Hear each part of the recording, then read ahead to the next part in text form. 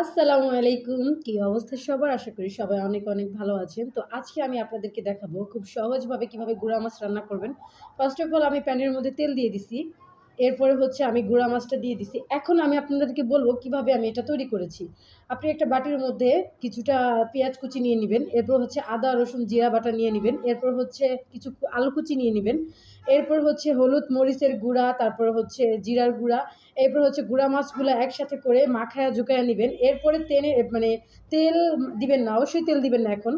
পরে হচ্ছে প্যানের মধ্যে যখন তেল দিবেন, তেলটা গরম হয়ে যাবে তখন ওই মাছটা দিয়ে দিবেন।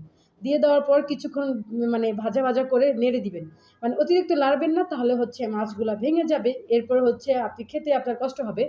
একটু ঢেকে দিবেন, ঢেকে দেওয়ার পর কিছুক্ষণ পর, পর লাড়াচাড়া করবেন। লাড়াচাড়া করলে মানে হালকা হাতে লাড়াচাড়া করতে হবে, জোরে, জোরে লাড়াচাড়া করা যাবে না, যেহেতু এটা গুঁড়া মাছ নষ্ট হয়ে যাবে। তারপরে যেটা করবেন সেটা হচ্ছে একটু পানি দিয়ে দিবেন, কারণ একটু পানি না দিলে এটা হচ্ছে কষানো যাবে না। হালকাভাবে একটু কষাইতে হবে, কষানোর পর ঢেকে দিবেন।